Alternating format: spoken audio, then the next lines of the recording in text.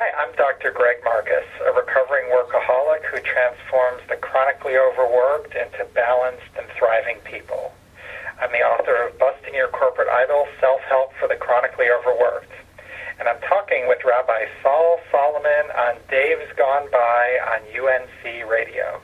Shalom, shalom everyone, and happy Pesach to you on this Saturday morning in 2015. And you may be asking yourselves, wait a minute, we're right at the beginning of Passover. Shouldn't I be in shul? Shouldn't I be spreading butter on matzah? Shouldn't I be doing other things? But there is nothing I would rather do right at this moment but be talking to a doctor, a Jewish doctor. Really, you don't get better than that. His name is Greg Marcus, and he's not like the doctor that sticks things into you and puts things in your tuchus. No, this is a doctor of philosophy, and he has come up and has learned, or in the process of learning, a philosophy of Judaism that he thinks would be really, really helpful for people to take into their own lives, especially if, like him, you find yourself being a workaholic. You're doing this, you're doing that, you're at the job, you can't do enough for your job, and he's saying, slow down, take a moment, and use the power of Judaism to make your life better. He is Dr. Greg Marcus. He is the author of Busting Your Corporate Idol and Mussar, the Ancient Jewish Philosophy for Personal Ethics, a Beginner's Guide. Let us begin with Dr. Greg Marcus. Shalom! Shalom! So, tell us, just as background, what is your Jewish faith? And you're a Reformed Jew at the moment. Were you raised that way? Yes, I was raised in a Reformed Jewish household, and then for a while, as a young adult, I attended conservative services, and then after I got married, my wife and I joined the Reformed synagogue. Now, for the lay person, and forgive me for using the word lay, but it does turn me on a little bit, what is kind of the difference between conservative Judaism and Reform Judaism? Well, I mean, there's a lot of differences, and I'm certainly I would not claim to be an expert in this area, but conservative tends to be a bit more Hebrew-centric, and Reform takes the attitude that there's a lot of wisdom we've learned over the years, and Judaism is something that's constantly growing and reinventing itself, and conservative tends to be much closer to the traditional Orthodox practices. Okay, fair enough. So you find yourself more drawn to Reform now that you're married and stuff than to the conservative because it's a little more malleable, as it were? Yeah, you can. There's there's a little bit of a attitude among some Reform Jews, and certainly among others, that Reform Judaism is some kind of Judaism light, where it's like, well, we just get rid of all the Hebrew, but the Torah scholarship and the spirituality in Reform Judaism is absolutely wonderful, and it's about continuing to learn how to practice and live by Judaism, but just updated for the modern world. So basically, you still believe in Hashem, you still believe in the Torah. It's just now and then you can sneak a ham sandwich. Is basically right. Well, you don't need to abide by the rituals and the traditions that develop through Orthodox Judaism, which are not necessarily enumerated specifically in the Torah. But if you have a ham sandwich, it's not the end of the world. Oh. With bacon and cheese, too. Sometimes they it's say, good. hey, there's other things like foie gras or the mistreatment of, eating veal because the cows are mistreated in making veal, that you might say those should be part of our restrictions. And because the spirit of it is about treating animals kindly. Oh, that's nice. Now, okay, now you've kind of done a very nice explanation of Reform versus conservative. But then there's this whole branch, I don't know if it's not a sect, it's not a branch per se, but what you have been studying and now writing a book about is something called Mussar. Never heard of this. What the hell is it? Well, Mussar is a 1,000-year-old Jewish spiritual practice that was almost lost in the Holocaust. So it was very commonly practiced in Eastern European yeshivas. And what it does is it teaches us how to look inside inside ourselves and find those things that cause us to get in the same trouble over and over again. And then it offers a way to bring those things back into balance. So it's a practice of introspection, of character development, and everyday spirituality. So I think it started in Lithuania, but it sounds really more Eastern than that. Was it a bunch of like Thai and Chinese and folks like that influencing Judaism with stuff that we would hear more likely from Buddhism or Baha'i? We would, a lot of the things that I've learned in Buddhism, or in Mussar, sounds like things you would learn in Buddhism, but they are very Jewish. The roots go back to the 10th or 11th century. Ooh. Duties of the Heart, written in 11th century Spain. It's talking about meditating. It's talking about how to really live and internalize what might be taught in Torah, but instead of book learning it, it's about how do we live it and how do we do it in everyday life. Well, you wouldn't think that would be controversial, but if you Google Mussar, which I had to because I knew nothing about it, it'll say that the Orthodox had an issue with this discipline, I guess you would call it, because again, anything that pulls you away from Orthodoxy is seen as something that threatens Jewish life and continuation and culture. Is there anything in Mussar that directly conflicts with, let's say, the Sirius, Lubavitch, Satmar Orthodox sects? You know, the Orthodox, as I understand it, it's not a monolith. It's not a uniform movement by any stretch of the imagination. And one friend told me that he went and visited his brother who lives in Israel and a modern Orthodox community, and there's not one kosher section, there's 5 kosher sections in the market because the different Orthodox communities can't agree on exactly the right kosher. So I'm sure it offends somebody. And traditionally, the Hasidim and the Chabad and Lubavitch have been a little bit distrustful of Mussar for reasons that, to be completely honest, I don't completely understand. But this is a thoroughly Jewish practice. Well, and yeah. You get 2 Jews in a room, you get 3 opinions, right? So, I was going to make that same exact joke. I was saying we are on the same wavelength, Greg Marcus. I can see that. But how do you study this? I mean, you can say to yourself, okay, I'm going to open myself to be more ethical or whatever, but how do you physically, what are the steps? What are you writing about? What have you read about in the books? So a couple foundational ideas. One is that we are all souls. It's not that we have a soul, but we are a soul. Okay, and everything that we do in the world is influenced by the state of our soul. Now, a soul, they can go real esoteric, but what they do is they say, okay, well, we can't understand exactly what it is, but there are things called soul traits, which are little pieces of the soul. And those are things like humility. I need to work on that one. Okay. Patience. I need to work on that one, too. And so for each one, for something like patience, having too little patience is just as bad as having too much patience.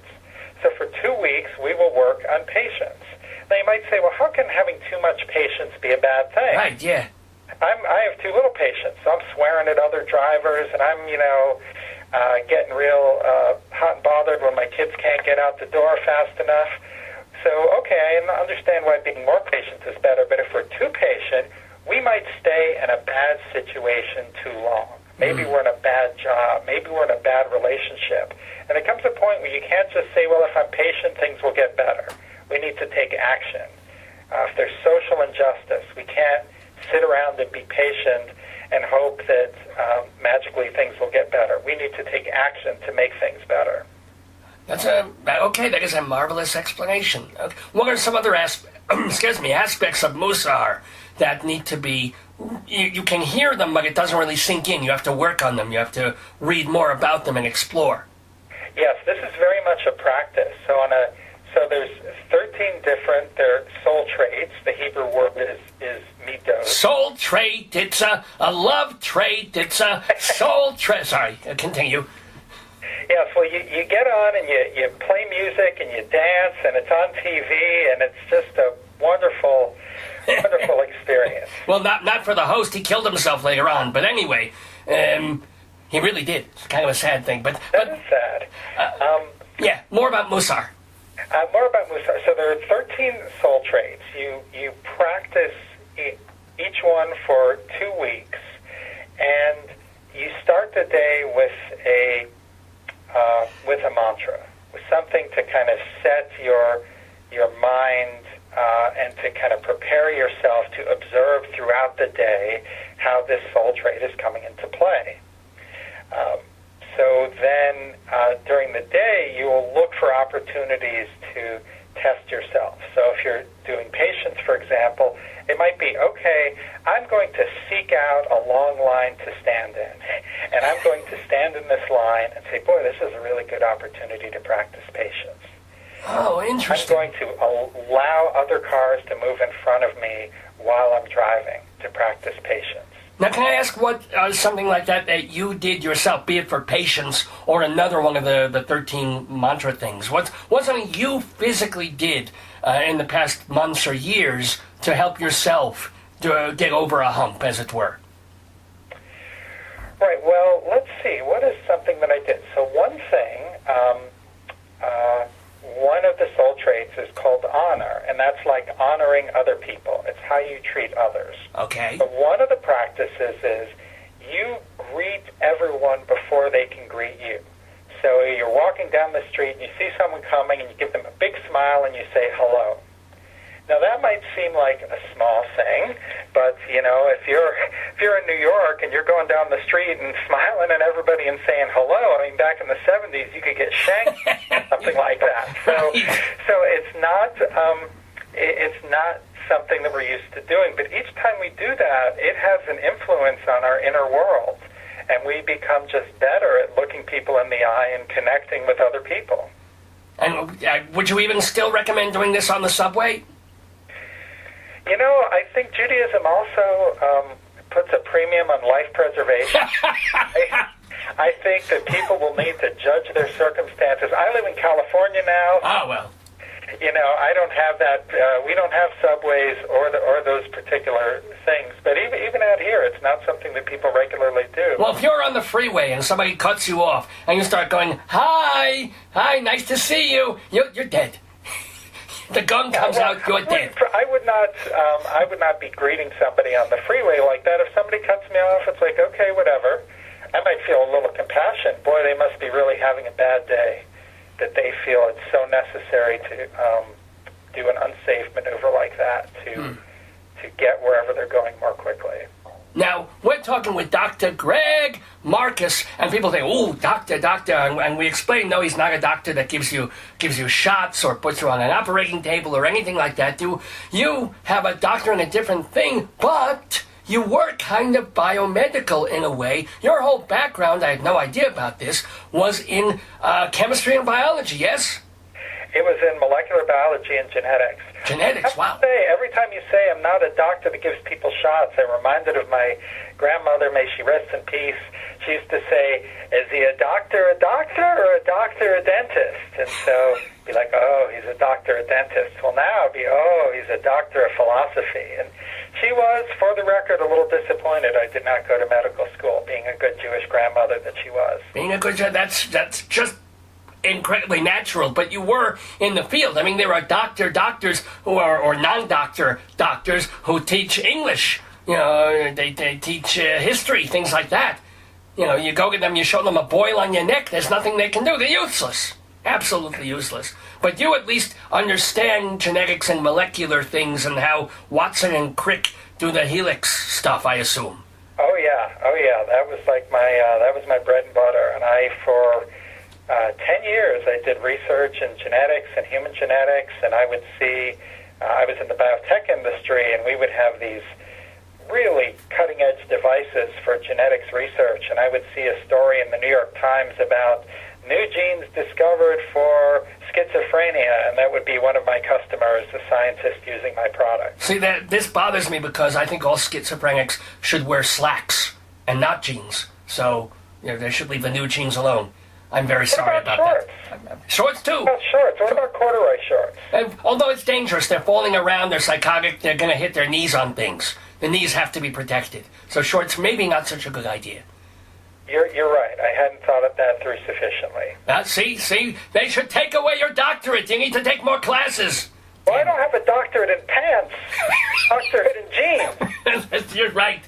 So wait a minute, a biotech company, what were you guys specifically looking for or trying to help or do as far as genetics? What was your research looking for? Well, so there are some biotech companies that make medicines, and we were a biotech company that made machines. So we created a device to let people look at 1 million different genetic markers at the same time. And it used to be you'd study 400 at a time. But if you could study 1 million genetic markers at a time, that would be like going from having a map of, a hand-drawn map of your city to having Google Maps, where you could find just about anything if you knew where to look. What would you say, and not you yourself, but as part of the team, as part of the company that you were with, was there ever a great breakthrough? Was there ever a machine that you invented that did something that found the beginnings of a cure to something, anything like that? There was something we did, which they used to do a study of sudden infant death syndrome in an Amish community. And they found that one of the causes was a metabolic disorder. It had to do with what the babies were eating, and so they could actually change their diet and make it less likely that they would die of SIDS. So, that was one very direct example. And that is not something that could have been done before the age of computers that could run 1 million genomes and go through the markers and things like that, right? That was not a study that they could have. That was a study that was done in a month that may have taken 5 years to do previously. So, you have this job. You're working for this big, important biotech company that is doing important, powerful, helpful work to humanity. But there's a problem. Tell us about the problem. For you. Well, the problem was that I really felt like I was doing this great stuff. I was getting paid a lot of money to change the world, and save people's lives. But the problem was I ended up working 90 hours a week. I thought that I had these great goals, but I forgot the fact that just because the company was making products to help people didn't mean that everything the company asked me to do was going to help people. So if I had to, was asked to write a 5-year product forecast, a very standard thing to do, it was not something to stay up all night doing. It was put some numbers on a spreadsheet. So I allowed this to take over my life, and it pushed out so many other things. So I was working 90 hours a week, and that impacted my health, it impacted my family relationships, and ultimately I ended up doing a worse job at work because I was a tired, stressed out wreck all the time. Now, there's a story that you have on your website. You've got a really nice video there where you're talking about your life coaching and stuff and what led you to that. And you said, you had been working and doing this day in, day out, and you were shepherding a project along, and you finally brought it to fruition after all these hours of getting no sleep and working on this thing, and it bombed, right? It did. It flopped in every customer's hands, and what I thought was like a personal triumph became just like a terribly dark episode in my life where I was blamed by everyone in the company for this product's failure, and I really blamed myself. And it got so bad that I really started feeling, despite all the stuff that I had, I started feeling really worthless. I want to stop you there for the moment.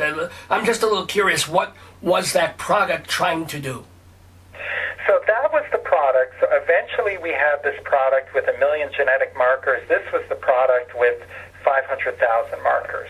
So the first one was 10,000, then 100,000, then 500,000, and 1 million. Now, were you rushed to deadline on this?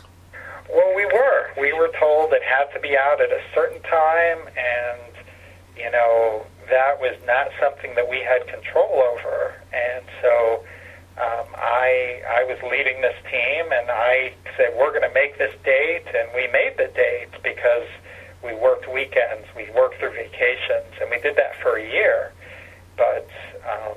But again, was there a point when you would have considered at least just telling the higher-ups, let's hire a dozen more people for 3 months, or, we cannot make this date and have a quality product. What stopped you from doing that? That's a really good question. And if I had it to do over again, I would have done things differently. But the reality was that this wasn't the only time the company did this. And so if I hadn't been willing to push for that, they probably would have gotten someone else who did. But for me, saying no never even entered my mind. I was blindly following orders. I'm not proud to say that, but it's something that I called, which I call corporate idolatry. I made the company the most important thing in my life, and when they said, you have to do it, I just snapped and said, okay, we have to do it. I was so devoted. I wasn't like the guy drinking the Kool-Aid. I was the guy serving the Kool-Aid. I'm like, we have to do this, and there's people who are waiting on it, and our customers, they have important work to do. And that was what, and I pushed myself, and I pushed other people. Well, on that day, that deadline day, when you turned in the finished product, did you think that it was good, or did you know already sort of in your deep down that you didn't want to say, oh boy, this is, a jerry-rigged monster here?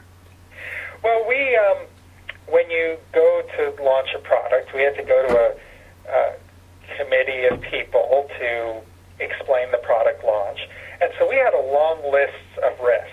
And we said, well, this could happen, and this could happen. And next to each one, we said, well, here's what we're going to do to manage that risk. So, yeah, that data was there, and everybody knew that. But, of course, we all were just kind of blindly jumping over a cliff. And so was I shocked that this happened? No, I wasn't completely shocked, but I was shocked at the reaction that everybody was so surprised. Well, when you said that the customers didn't like it, it bombed, it failed, a customer would be a hospital, another lab? It's not as if my next-door neighbor was buying this to keep in her basement and tinker with it. Yeah, the customers were like big pharmaceutical companies or like researchers at, top universities, at MIT, at Stanford, at University of New Mexico. These were, there were customers all over the world. There were researchers in Germany. So how did they figure out that it wasn't working properly? They put in a series of data and numbers and crunched them, and the results, I don't know. How do you know it wasn't right? Well, so what they would do is they would have DNA samples from people with the disease. So a typical study, you might have 500 people that had the disease and 500 people that didn't have the disease. And so they would run individual tests on each of those 1,000 samples. And so we said, you're going to get 500,000 markers. But they would run it, and they would be getting 350,000 or 400,000. It just wasn't robust. And it would be some samples that would work okay, and some samples it wouldn't. And we went ahead and we fixed all of that, and they all came out fine, and they were really happy in the end. But it was a very arduous, multi-month process. So it's it's like Obamacare. The initial rollout was bungled and too soon. But if you looked at it later and you tweaked and fixed, you realize there's a lot good about it. That is a great analogy. And if they had said, hey, look, you know what? We're not quite ready, so we're going to just have just have a couple people try it, and it's going to come out a month or two later, they would have been fine. It's almost exactly the same. People felt like they couldn't say no. They had to make this date. They kind of fooled themselves into thinking it would be okay, and then boom, disaster. Now, you're talking in retrospect here of someone who went through all this and was a workaholic. How long between this dark, dark time and then coming out of it and saying, you know what, there's more to life than this company? Well, it was about 6 weeks in. So this started around, in the September-ish time frame. And things made a very dramatic turn on Yom Kippur that year. So it was about 6 or 8 weeks in. And I was in services, and I was fasting. It was 3 in the afternoon. And I just, was chanting the Torah in the afternoon and all of this. And so I just glanced down at the translation, and these words jumped out at me: don't turn to idols or molten things. And so my first thought was really dismissive. It was like, oh, the old statue-worshipping thing, that has no relevance. And then this idea just popped into my head. Said, you need to do what's best for the company. It was almost like somebody was talking in my ear. And I got really, my stomach clenched, and I started sweating because you need to do what's best for the company. That was the rationalization we used. It's like, we have to do what's best for the company and shift this product. We have to do what's best for the company and lay these people off. And doing what's best for the company is not the same as doing what's best. Right, for the world or for you or for, yeah, of course. So, and I realized, oh my God, I've turned my company into a false idol. I've made it the most important thing. I wasn't following the values that I'd been raised with. I was following doing what's best for the company. And the more I researched this, and the more I learned on it. So I decided that day that I needed to start doing what was best for myself and for my family, and really getting back to, frankly, the Jewish values that I was raised with. And so within a year, I'd cut my hours by a third without changing jobs. And nobody at work noticed. And that's just so funny. They were down on you for when you were working 90-hour weeks and trying and skipping vacations and all this. And then suddenly you started working a little less, you show up a little less, and then boom, they're happy. They're happier with your work, and they're fine with you, It's like That's right. People think that, I'm going to show up at 7:30 so the boss knows I'm in early. And it's like, yeah, the boss has other things on his mind usually. They don't give a rat's. Or even if the boss thinks he wants that, I wasn't tired, so I made fewer mistakes. I could be more creative. I was a better problem solver. And then I cut my hours by a third again the following year. So I was working less than 50 hours a week. And I had been successful previously, but my career really took off at that point. And that's amazing. That's wonderful. You cut literally 40 hours off the weeks that you had been working. And there's a lovely story. There's a thing that once now you were coming home not at 9:30, 10 o'clock at night, but you were coming home at 7 o'clock, 8 o'clock at night, and you saw, your daughter doing something? Yes. And that made you think of something? Tell. Yes, so I was walking by the living room, and I looked in, and my daughter was a toddler at the time, and she was playing with her friend. And they were very wild kids. It wasn't this wild, rambunctious play. They were sitting crisscross with their heads together, and they were whispering. And it was so sweet, and I realized, my goodness, if I had been at work, I would have missed this irreplaceable moment. And those are like the little things in life, that if we're just rushing all the time, we miss just the most wonderful things that are going on around us every day. And also, wonderful and tragic and terrible things, too. There was a moment during that shifting period from the dark time into moving away from being a workaholic where you experienced a death. And you were debating whether you could come or not to the funeral, right?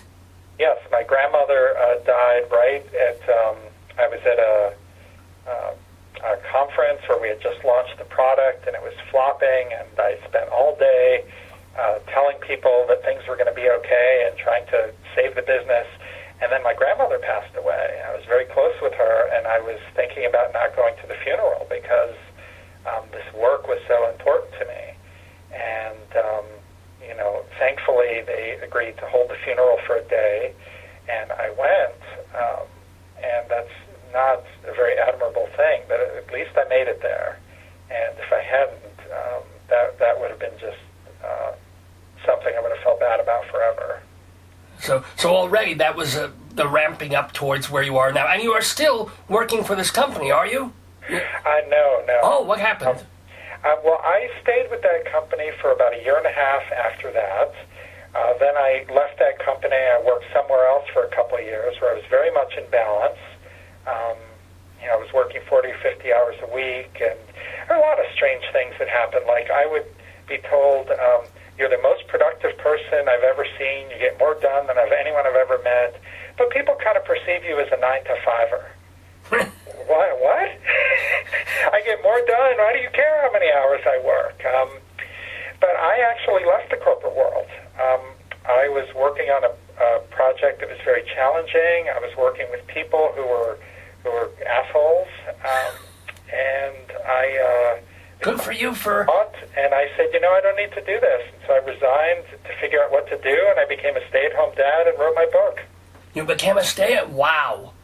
Now, to be fair, there are going to be people listening to this interview who aren't lucky enough or have not been lucky enough and have the background to be able to work for all those years, make a lot of money, and then come home and stay home. There are people who have to work minimum wage jobs or live 2 paychecks to the next 2 paychecks. How do you tell them, make sure there's balance, take it easy? How do you tell someone who has to work 2 or 3 jobs just to pay, the rent?